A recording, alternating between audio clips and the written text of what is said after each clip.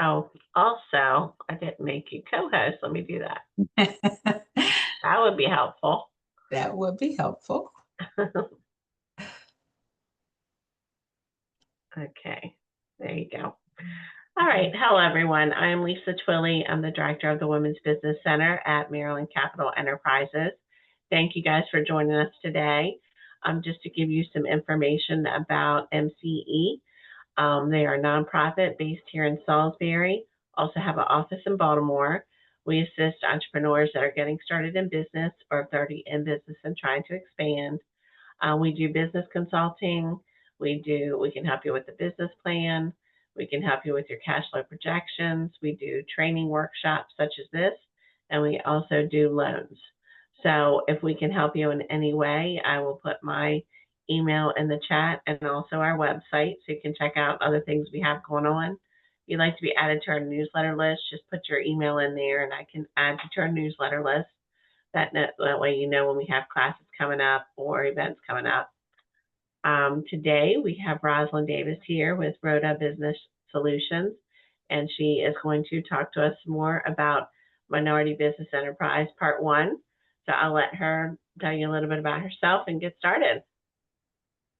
All right. Thank you so much, Lisa. I have shared my screen. I just want to make sure that you can actually see it. Yes, it looks good. Okay. We're going to do it. So again, everyone, thank you again for participating. I am Rosalind Davis, President and CEO of Rhoda Business Solutions. We specialize in organizational assessments, business process improvement, change management, strategic planning, but we also focus on professional development training where we will do leadership training and coaching and overall business administration support. So as you can see here on this slide, my cover slide, we hold numerous certifications to include the Mbe.Dbe.Sbe, and SBE as well. We've held this certification since 2022. And so we are proud to partner with the Maryland Capital Enterprise Women Business Center to host this training workshop for you. One thing I was asking Lisa at the beginning is, I would like a volunteer of someone who has not applied for certification to join me, and I would like to walk them through applying for certification so that I can capture your screenshots to make sure I get current information. So I did this for one of Lisa's clients back in early 2025, but since then, I see someone had hands raised. Since then, MDOT has changed some of the applications. So I want to make sure I provide the most current screenshots and information. So if I could get a volunteer for that, and we can set up a time that's convenient for you so that we can do that. So Lisa, I'll let you monitor the chat. Someone already raised their hands. Creative Chaos is already. Yeah, I think that's Crystal. Yeah. Oh, okay. Crystal Bailey. So Crystal, are you wanting to volunteer so that I walk through your application with you? Yes, I am. All right. All right. We will, after this, we can connect and see when is the best time to do that. And I appreciate you. Thank you for volunteering. So with that, we're going to keep going. So the screenshots that you see today are going to be the ones from Precious Handy. She was the founder of Precious Hands, LLC. She allowed me to use her screenshots. Again, these were from earlier in the year, and I know they've made some changes. So my disclaimer, the screenshots that you're going to see today used in this presentations are actual screenshots from back when we did the certification application with Precious. Some things have changed, but I want to stress that the views and the opinions that I expressed during this training webinar are my views. And there are no way the views of the Maryland Capital Enterprise or MDOT in general or any other government entity. So one final thing, if you have not done so already, I recommend that you in the top right-hand corner of your Zoom screen, you may want to expand it to the standard view so that you can see the slides clearly. And if anytime you have any questions, please feel free to raise your hand, put it in the chat. Lisa will be monitoring the chat, but there'll also be times where I'll just take a pause where I may have provided a lot of information. I want to make sure that you absorb it. So don't feel like you need to wait to the end to ask any questions. Let's make this very interactive. So here's our agenda, kind of walk through. Here's the start of the application, talk about the eligibility, who's eligible and who's not, what type of information and or documents that you're going to need to prove your eligibility. We're going to kind of go through that uniform certification application because the requirement for that has changed as well. We're going to go through all these sections, which breaks down the application, and it goes through the online portal section by section. And then we're going to go over the document list because there's a list of documents that you upload, and it's just a verification of the questions that you answered earlier. And then we're going to talk about some key takeaways and a conclusion at the end. And again, please feel free to stop me if you have any questions. So part of this is it's a 4-step process for applying. The first part is you submit your application, and then there's an investigation to include perhaps maybe an on-site or virtual visit and an interview to make sure that you are who you say you are and that your company is a viable business. And then they're going to do an evaluation based on your application, your interview, to make sure that you meet the eligibility requirements based on everything that's in your application. And then the next step and final step is their determination, where you will receive a decision letter. This whole process used to take 4 to 6 months. I helped someone who submitted their application last year. They're actually going on about 10 months right now.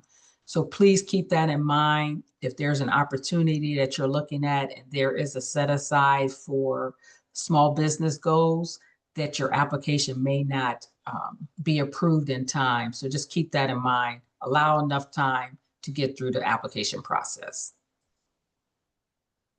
Okay, starting the process.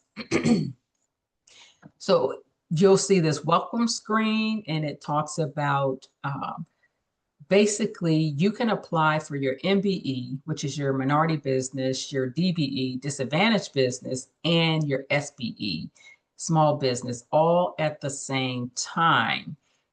Instead of doing them individually, they actually encourage you to apply at the same time, and that's through their uniform certification application, so that you don't continue to enter the same information multiple times for each certification.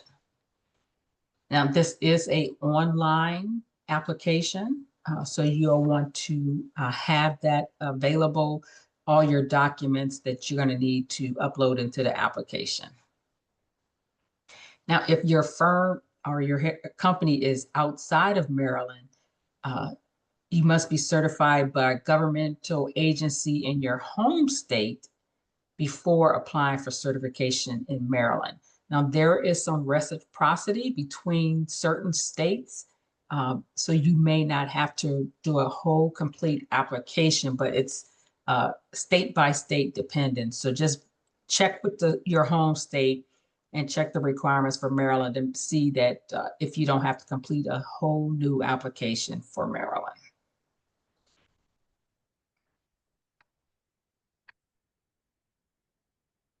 So starting the application, they're going to ask you, is this a new certification? And so for the purpose of this training workshop, this is going to be for a new application. So we're going to say your firm is not currently certified with Mbe.Dbe.Sbe.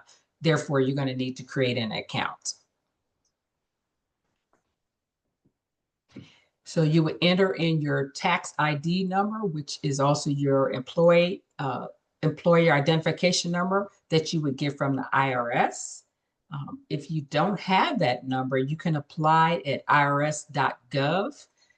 It is a free process to get your EIN number. Please do not pay anyone to help you get that number because it's free. It takes less than 15 minutes. You just need to have certain information such as your business name, the state in which you're registered and things like that. The system will time out. So you need to have all that information available when you apply for your EIN if you don't already have it. So you would enter that here in the Mbe.Dbe.Sbe system, do a lookup, and if you have already created an account, then it'll pop up. But for the purpose of this training, we're going to assume that this is a brand new application. You have never applied. And so it's going to say a match was not found. Click continue so that you can create an account. So part of your account creation, you're going to be entering your business name. You're going to enter your company type. So whether it's an LLC, sole proprietorship, whatever your company type is, you're going to enter the email, phone number, and company address. Everything that I have highlighted here on this screen are mandatory entries. So you're going to need that information. And then next, you're going to need your contact person for the company. So who is that individual? If they have questions regarding the application that they should contact. So again, they need your first and last name. You need your username, phone number, and then you're going to have to create a password. So then you'll get to the welcome screen. So the welcome screen, I just highly recommend that you do read that welcome screen. It kind of talks a little bit about what programs that they offer. And then they also give you these 3 buttons that talk about the different certifications. Again, if you fit those categories, I recommend, and so does Mbe.Dbe.Sbe, that you apply for all 3 of them at the same time.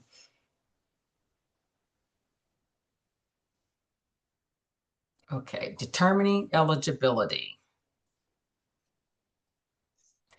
So for the MBE program, you have to be at least 51% owner. You have to be socially and economically disadvantaged individual. And it talks about the minority status of these protected groups. And this is for the MBA program only. Now, your personal net worth for each minority owner. So if you are the single owner, so you are 100% owner, then your net worth must fall underneath this 2.1 million cap, and that's on the annual. And there is a form that you will complete that we will walk through in detail during part 2 of this workshop to tell you how do you come to this number here. And then they want to ask you about management control. Who does the day-to-day management, offer the policies and make decisions about the company? And then the size. They want to make sure that you are a small business, and that is measured by the Small Business Administration. So they want to kind of make sure that you're eligible and you meet these qualifications to get this certification. Now for the DBE and AC/DBE, where the AC is airport concession, their requirement is a slightly bit different. Again, but you still must be the 51% owner. Now your personal net worth, that has dropped to little over 2 million. So just keep that in mind when you do apply, that there's just a slight difference in the personal net worth. And then the SBE, which is a small business, again, you have to be 51% owner, but your personal net worth is the same as the MBE and the AC/DBE. Okay, let's go through some required information. So here's one thing I always recommend, based on your company structure, that you download that applicable checklist, because you will also have to upload that checklist. Here's what's happening right now. They want you to complete that checklist. You're pretty much handwriting, filling in that checklist, and then you're going to upload it into your application. When I set through with Precious back in January, she did not have to do that, but that is now a new requirement because the application, the checklist that they want you to fill out, unfortunately, it's not a fillable PDF document. So you're going to have to handwrite that information. I know that doesn't make a lot of sense, but that is a requirement right now to complete that checklist and upload it. And here's some other common documentation that you're going to need. It doesn't matter which certification you're applying for. This is the standard list of documents that's going to be pretty much required for all of the certifications. You no longer have to have your declaration of certification notarized anymore, but you do still have to fill out the form to self-declare that you meet one of those protective classes. It just doesn't have to be notarized. State business registration documents, we're going to go through in detail what those are. We're going to talk about resumes, your proof of citizenship, a personal net worth statement. We're going to briefly touch on that during part 1, but part 2, which takes place next week, we're going to go into much more detail about the personal net worth statement.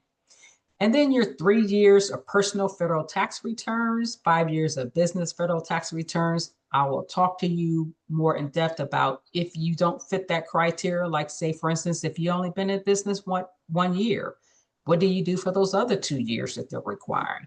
So we'll get into that in detail during part 2.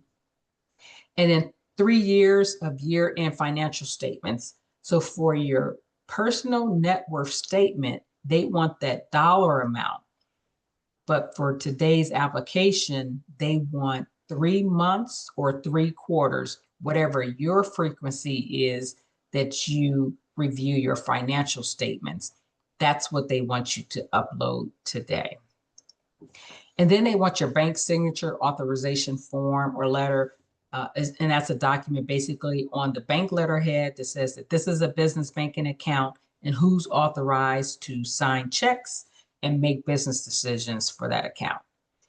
And then your vehicle title registration that's used for the business, and then license and contracts. So these are the standard list of documents that is required regardless of your certification that you're applying for. I'm gonna pause right there, Lisa, to see if there's any questions. There's one from Sharon. She said, what about the certification for women's business certification? I think, oh, go ahead. No, go ahead, Lisa. Well, I think you're talking about the SBA offers a women's business certification, which we do have a class coming up about that. It's October 2nd. And it's also from 12 to 1. If you want to be on that class, you can just go ahead and register, and they'll give you a lot of information about that. Correct. Thank you. Also, I'm sorry, but I think I might have missed something. Where are we going to start these applications? Like, is there a link? I will put a link in the chat when we get finished. Okay, great. So that you'll have that, so that you can bookmark it as well. Thank you. You're very welcome. Okay. So again, for the purpose of this presentation, training workshop today, we're going to assume that this is a new application. And so it's going to say your firm is currently certified or your firm is not currently certified. So you would click the hyperlink that says not currently certified. Then it's going to ask, is your firm located in Maryland? And you are seeking these certifications, Mbe.Dbe.Sbe, SBE, and ACDBE certifications. And so you want to submit that uniform application. Again, if you're going to apply for one, you might as well apply for them all together so that you don't have to enter that information 3 to 4 times.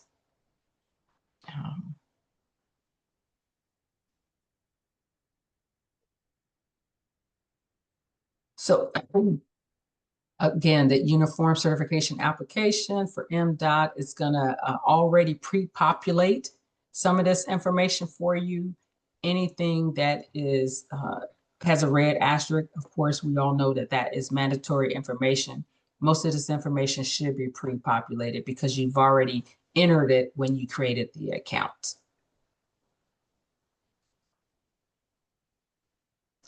Now, the eligibility evaluation. So it's going to go through these questions to say, first of all, are you 51% owned by a socially and economically disadvantaged individual? It's going to ask you about your citizenship. It's going to ask you, are you a small business? Now, one key thing is if you are not a nonprofit company, then this certifications do not apply to you. So this DBE, SBE, ACDB certification is only for for-profit businesses. And then it's going to ask you about your majority net worth, which is your personal net worth that we're going to get into detail. And then it's going to ask you, is your firm located in Maryland? So the key one on here is if you check the box that says that is your firm organized as a for-profit business and you say no, then it's going to come back and tell you then you're not eligible. So just keep that in mind. So in addition to completing your application, it's going to say you have so many days, which they typically give you like 90 days to complete your application. So you can complete it in one session or multiple sessions, but you do have 90 days to complete your application. If you don't complete it in that 90 days, you can ask for an extension. If you don't still meet the time allotted to get your application completed, you're at risk of them deleting the entire application, and then you're going to have to start over. So just kind of be mindful of this date that they put here that says how long you have by what date to get your application submitted. Are there any questions so far? I don't see any in the chat. Okay.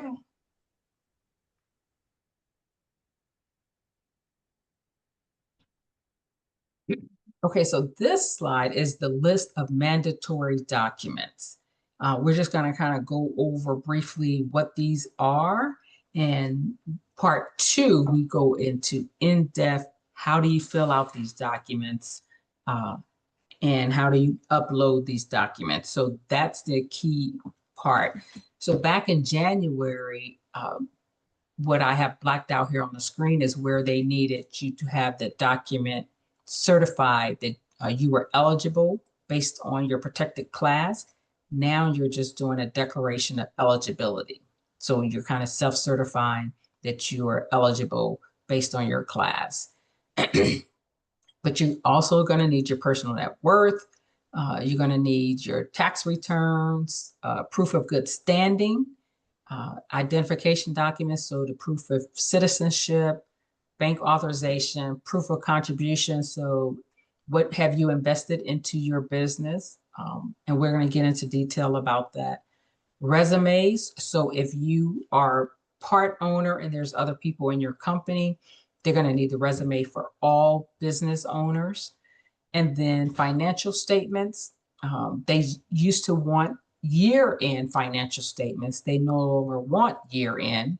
They want either your monthly or your quarterly for the past 3 cycles. So whatever that cycle is that you have identified. And then they want articles of organization, your amended operating agreements. Those are the documents that you have submitted to Maryland to get your business started, and then profit sharing agreements. So this is a list of all the mandatory documents, regardless of application or certification that you could be applying for. Now, this is a list of if applicable. Now, this list has changed just a little bit, so allow me to look to see. What you'll see now is the first one is your proof of Native American group membership or enrollment. The second one is now your social and economic disadvantage personal narrative. So This is a big difference from back in January. So just keep that in mind. Those are going to be, if applicable, documents, and I will show you how to answer these questions and documents correctly, so that you don't have to, if they don't apply to your business, how to get past this so that it doesn't say not attached, it'll just say not applicable. But we'll go through all that in part 2. But just going down the list of some more, if applicable, documents, quarterly state unemployment tax wage reports. If you don't have that yet, because you may not have any employees, again, it may not be applicable. And just on down the line, business plan, meeting minutes, contracts. So all those, if applicable, documents. So the main summary, when you go back to what I will consider your dashboard, you'll see that here is your business name. It'll give you your application number. It'll tell you sort of the date that you started, and the date for deletion is that day that you have to submit your application. And if you don't submit it by that date, you see that it's going to be deleted. But then there's that button that says extend. If you do need that extension, make sure that you ask for that and don't have to start over.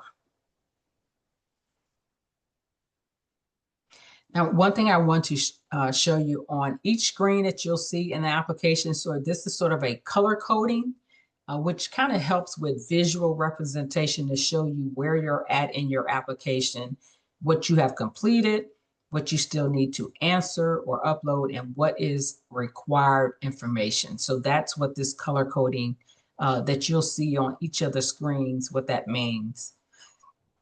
And again, it's just a good visual if you're a person who sees, learn best by that visual representation.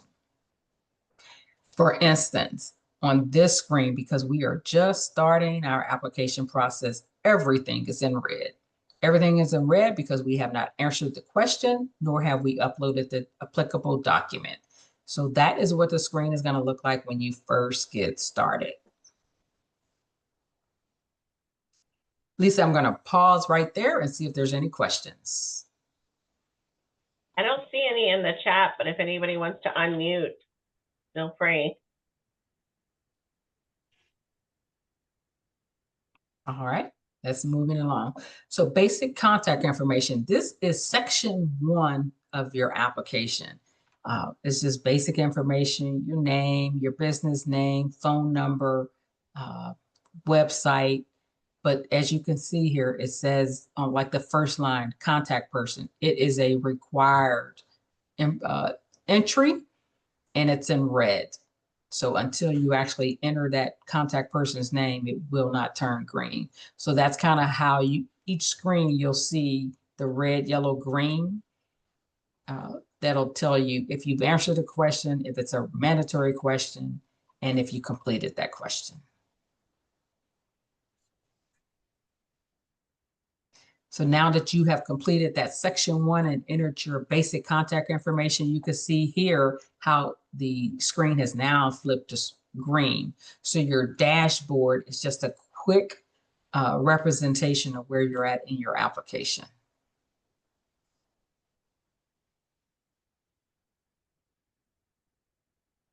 So continuing on with section 1, there's just several part 1, and there's several sections within it. Now we're talking about your certifications and applications. Again, you'll see here over to the right, it all says required. So those are mandatory entries. And the first one, it says which certification type are you applying for? So you would select DBE, and then there's MBE, and then there's the SBE. But if you also want the airport concession, check that box as well. And then it says, is your firm currently certified by any of the following Department of Transportation programs? So you would answer applicable. Let's just again assume that this is a brand new application. So you would just check the box that says no. Another required question Have you been denied a certification before the past? And if yes, then you would enter that information there. Or have you withdrawn an application or been debarred or suspended? So answer as applicable, but it is a mandatory questions.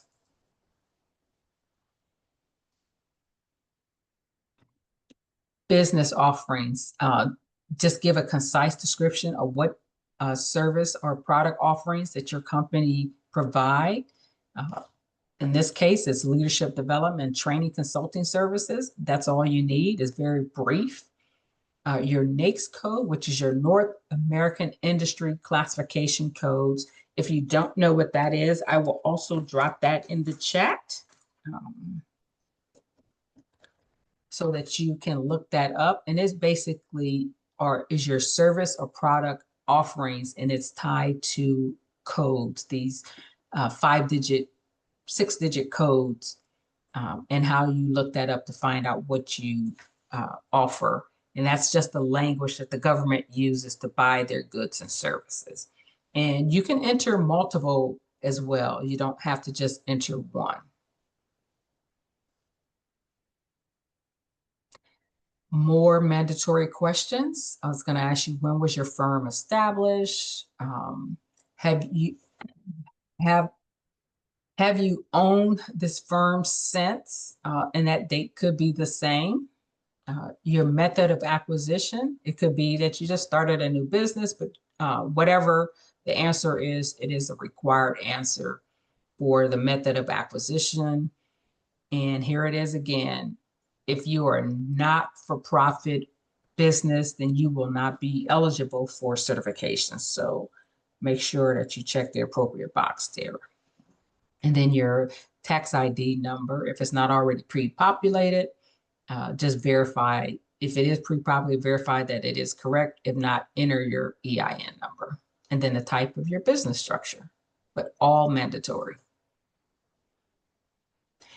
Number of employees, because this has already been filled out in this particular example, that's why it's green, but as you can see, it's still a required entry. So number of full-time employees. So if it's just yourself, then you would just put 1.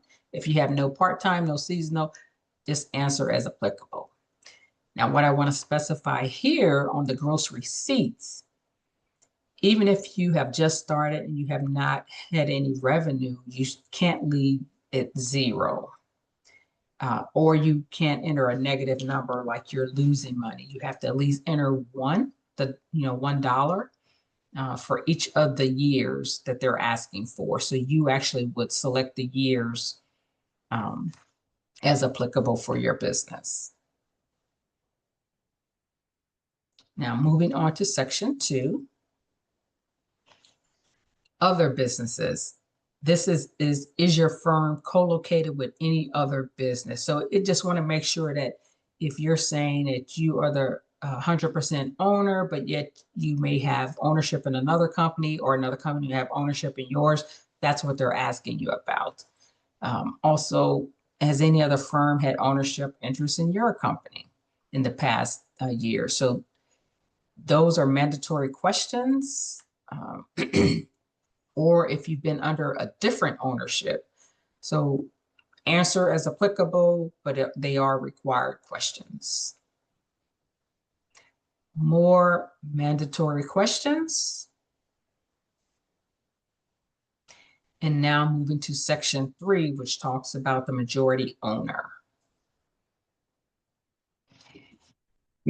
Now, when you see this screen, it's going to ask you to add the owner. So this is how you actually add yourself. If you are the owner, you click that button that says add owner, and then fill in this applicable information.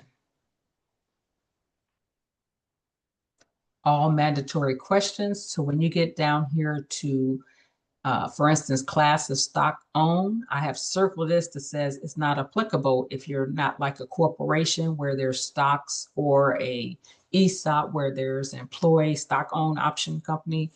Make sure you just answer if it's not applicable, but you can't leave it blank.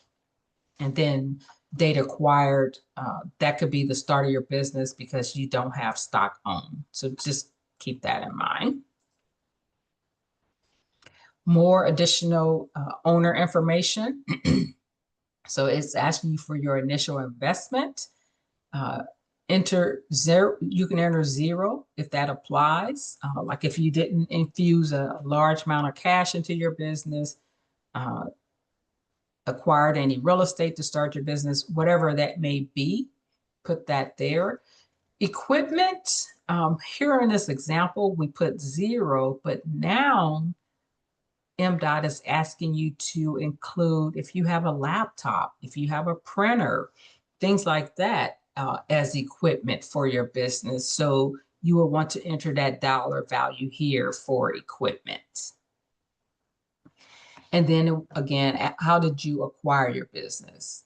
Answer as applicable for your business. And the final couple of questions, do you have any familiar relationships to other owners and employees? Meaning, do you have ownership in another company or employees that belong with another company?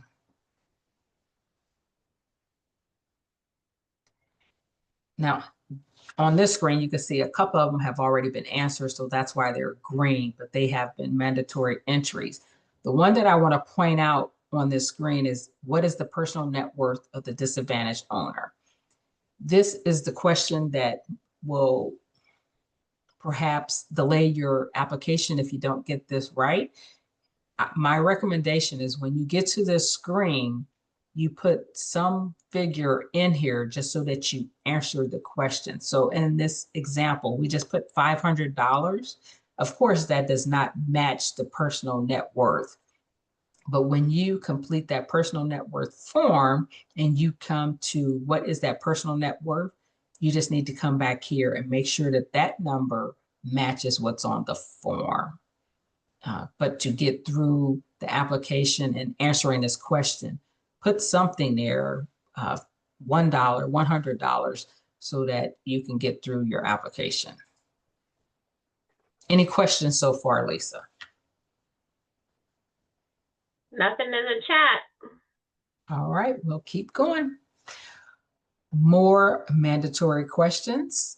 If you are the officer, board of directors of your company, you can list yourself in multiple questions here. That is perfectly acceptable. As you can see, all the questions that you're going to see on that particular screen are mandatory. Continue with more management personnel. Now, it's asking you, what are the duties of the owners, officers, directors? If you are the one in your company who does the policy, your bidding, your purchasing, if you are the same person for each one of these, it is perfectly acceptable to list yourself on each one of these questions.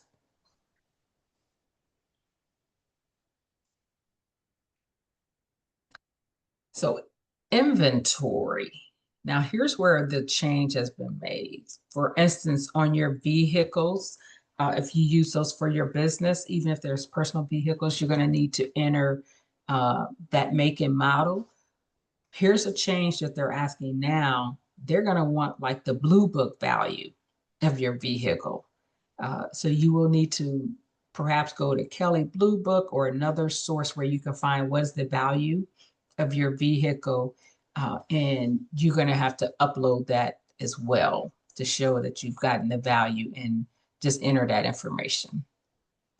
Equipment, again, it used to be equipment such as if you had a box truck bearing the name of your company, if you had farm equipment or things like that, but now they're asking for laptops and printers, so small office equipment as well. Office space, if you have an office where you're renting your space, you have to enter that. If you're buying the space, enter that as well as applicable. If you work from home, then that's your office space. So answer as applicable. And then storage space, for instance, if you have a warehouse or something where you're storing supplies, then answer as applicable. Financial information. So the first question is, does your firm or any other firm have management functions or employee payroll? For instance, if you have a third-party vendor, let's just say that does your payroll for you, then you would answer that question as applicable. If not, and it's just yourself, there's no payroll involved, then you would just say no. Financial banking information, here's where you're going to enter the bank information. But when you get down to mandatory documents is where you're going to have to upload that bank authorization letter that I was showing earlier in this presentation about having it on bank letterhead. This shows it's a business account and who's authorized to sign on that account. Bonding, if you are a construction company, bonding would apply to you because you would need to have some type of bonding for your business. And then the final question there is another mandatory question, any type of money that was loaned to you to start the business.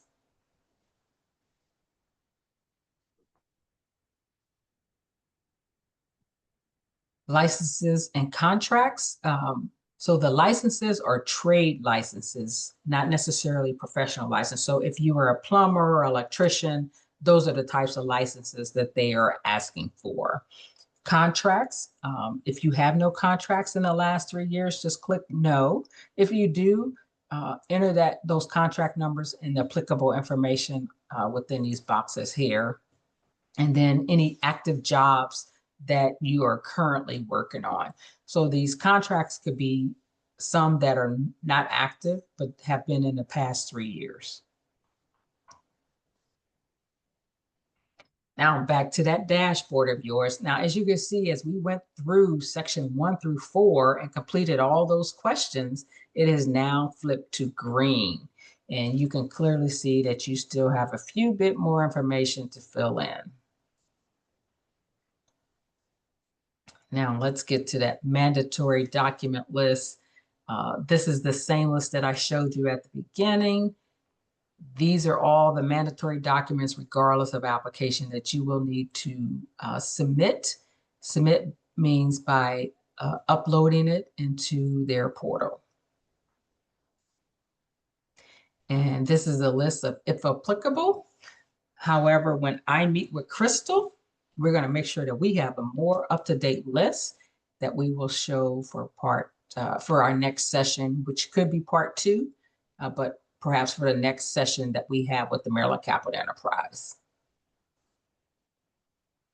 So some key takeaways from this whole thing. And one thing I forgot to mention at the beginning, and I apologize, is applying for the certification is absolutely free. You will have a lot of people maybe wanting to charge you for completing your application. My recommendation is that you don't pay someone to do it because it is a free application process. It is time consuming to pull together all those documents, but that the time is taking you to pull together all that documentation and answer all those questions just to turn it over to someone else and pay them, it just doesn't make sense to me. So that's my recommendation, is to just do it yourself, because also when the reviewer looks at your application, when they have questions, they're going to come back to you. Another thing, if you're going to apply for a certification, consider applying for the uniform application so that you can get your MB, your DBE, and SBE, and if applicable, your airport concession all in one application versus applying for them separately. It is a 4-step process where you submit your application, they'll do a virtual visit or in-person visit. They're going to look at your eligibility based on that visit and your application, and then they'll make a final determination. This whole process now is taking 10 months or more, so please keep that in mind as you apply. There's required information and documents regardless of which certification you apply for. My recommendation is create a folder on your desktop so that you can drop all those documents into, so when you need to upload them, they're all right there in one folder. Uh, and the personal net worths section in part 4 that we went through, that is one that I will go through in part 2 to make sure that that dollar figure that you put in there so that you can get through that question, it has to match your personal net worth form. And part 2 is taking place next week.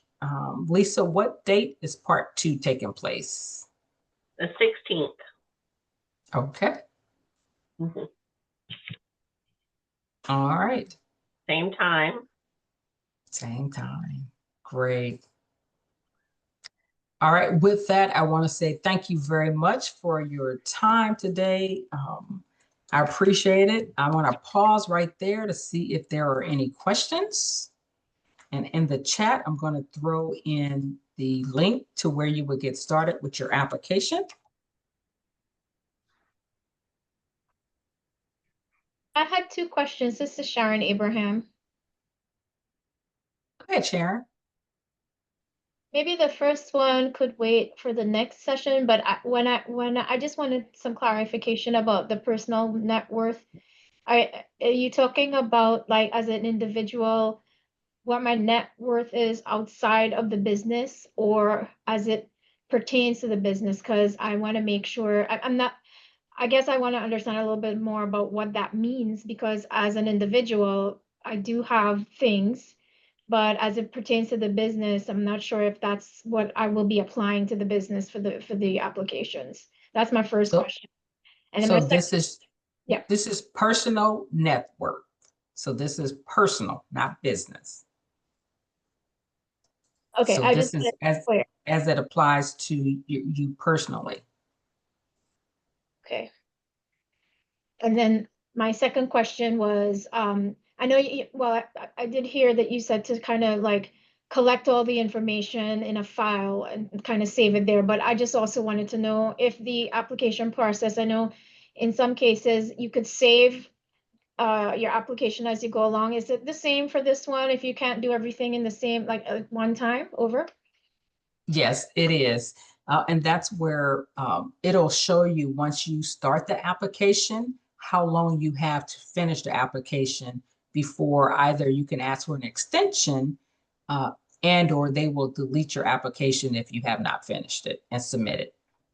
But you can definitely save your information. Matter of fact, Sharon, I recommend that after you complete a section, save. Because sometimes systems crash and you might lose all that information that you've entered. So I highly recommend that you save after each section that you have completed. Okay, yeah, that's good advice. Thank you. You're welcome. Thank you for the questions. I appreciate it. I think Crystal has a question. Go ahead, Crystal. Hey, yeah. So, as far as the question about if you rely on any management systems like payroll, does that include systems like ADP or something like that, or like QuickBooks? So if you have someone who does that for you, not necessarily the system that's used, but say you have a company who does payroll on your behalf, then that's what they're asking for, not necessarily the payroll system like ADP, or you're managing your bookkeeping in QuickBooks. Because So if I have, you could be the one that's doing that. So that's not a third party. okay, so if anyone else other than me is handling those things, Correct. okay, got it. Thank you. You're welcome. Any other questions?